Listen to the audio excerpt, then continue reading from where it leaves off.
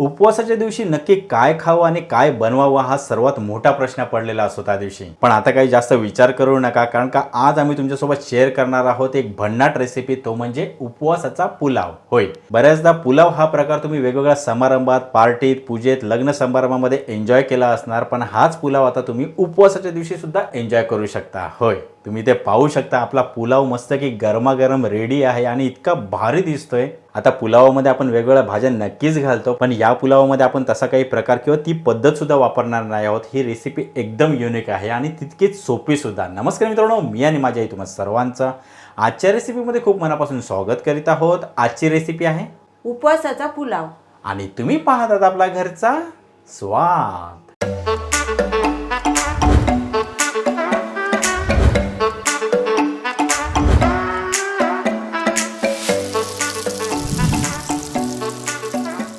तर पाहूयात आजच्या रेसिपीसाठी आपल्याजवळ नेमकं काय काय साहित्य आहे ते। मी इथे वरीचे तांदूळ घेतलेले आहेत, पाणी, बटाट्याचे काप करून घेतलेले आहेत, जिरं, अननसाचे तुकडे करून घेतलेले आहेत, रताळ्याचे काप करून घेतलेले आहेत, दही, साखर आणि मी इथे दुधामध्ये ना केसर भिजवून ठेवलेलं आहे, काजूचे तुकडे, मनुके, घरचं साजूक तूप। त्यानंतर मी इथे फोडणीसाठी कढीपत्त्याची पानं घेतलेली आहेत, हिरवी मिरची, हिरवी वेलची, लवंगा आणि मी इथे चवीनुसार मीठ घेतलेलं आहे। मित्रांनो, सर्व साहित्यांचे प्रमाण तुम्हाला आपल्या डिस्क्रिप्शन बॉक्समध्ये पाहायला मिळेल। आता पटकन आपण कृतीला सुरुवात करूया। आता सर्वात पहिल्यांदा आपल्याला हे वरीचे तांदूळ आहेत ना, ते स्वच्छ धुवून आणि निथळून ठेवायचे आहेत। तर हे बघा, मी तांदूळ आहेत ना स्वच्छ धुवून आणि निथळत ठेवलेले आहेत। आता काय करूया, फोडणीची ना तयारी करून घेऊया। इथे मी पॅन घेतलेला आहे। आता आपण गॅस पेटूया आणि सुरुवातीला ना गॅस आपल्याला स्लोच ठेवायचा आहे आणि यामध्ये ना आपण साजूक तूप आहे ना ते घालूया।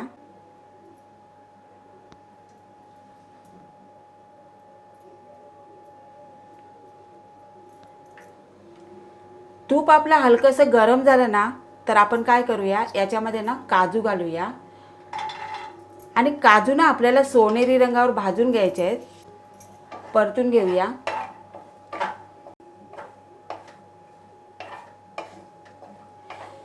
हे बघा, आपले काजू आहेत ना ते सोनेरी रंगावर आपले परतून झालेले आहेत। तर आता आपण काय करूया, हे काढून घेऊया।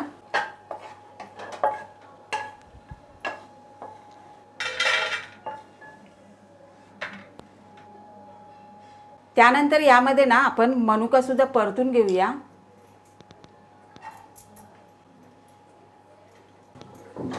आणि मनुका ना आपल्याला जास्तीचे नाही परतून घ्यायचे आहेत। चला, आता आपले मनुका सुद्धा परतून झालेले आहेत, त्यांना सुद्धा आपण काढून घेऊया।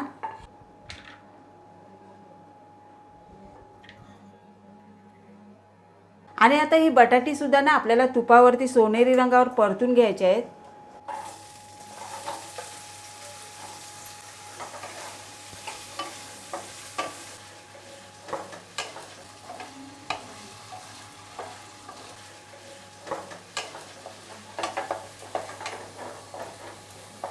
चला, आता आपली ही बटाटी सुद्धा झालेली आहे, तर आता यांना पण काढून घेऊया।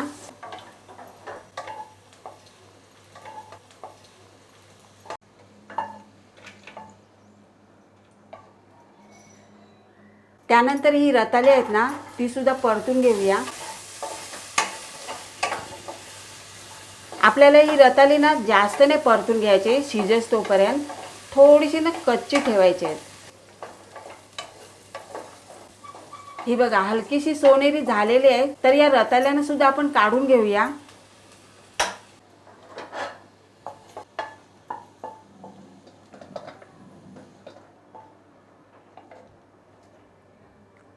चला, आता आपण पुन्हा गॅस पेटूया आणि यामध्ये ना आपण साजूक तूप घालूया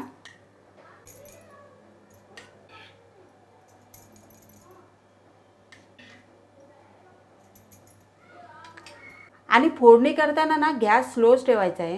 तूप तापल्याच्या नंतर यामध्ये आपण जिरं घालूया, लवंग, हिरवी वेलची, कढीपत्ता, मिरची।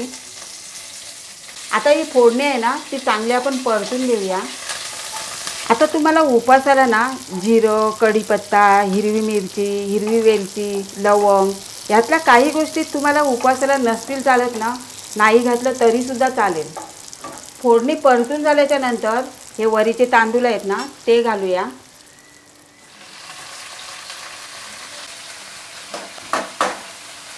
चला आता हे वरीचे तांदूळ आहेत ना ते फोडणीमध्ये चांगले परतून घेऊया. आणि हे तांदूळ आहेत ना आपल्याला साधारण 5 मिनिटच परतून घ्यायचे आहेत.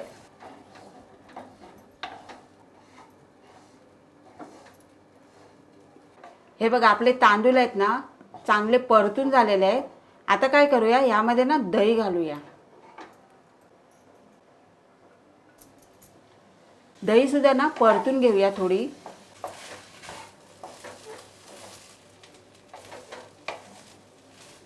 दही आता एकजीव झाल्याच्या नंतर यामध्ये ना पाणी घालूया.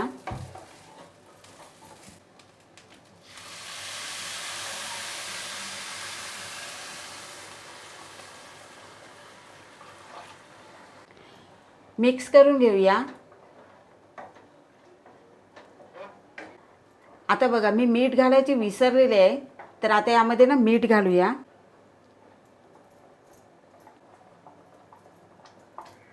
त्यानंतर साखर. चांगलं एकजीव करून घेऊया. मी इथे साधंच मीठ वापरलेलं आहे. आता माझा काय ना उपवास वगैरे नाही आहे, पण तुम्ही काय करा, उपवासाचं मीठ मिळते ना ते वापरा.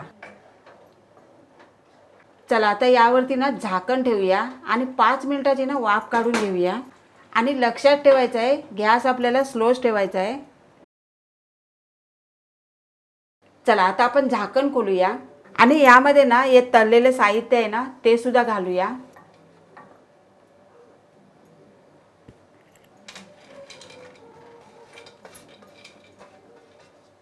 हा अननस, केसरवालं दूध आणि त्यानंतर ना हे साजूक तूप. हो हो हो हो हो, जबरदस्त, एक नंबर.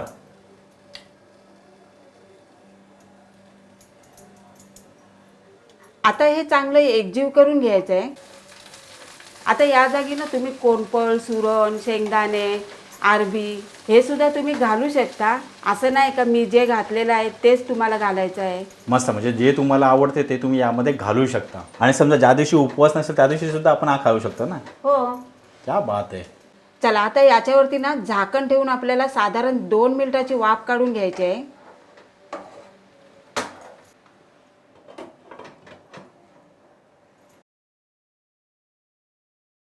चला आता आपण झाकण खोलूया. मिक्स करून घेऊया. हा बघा आपला उपवासाचा पुलाव आहे ना तो तयार झालेला आहे. चला आता आपण ना गॅस बंद करून घेऊया.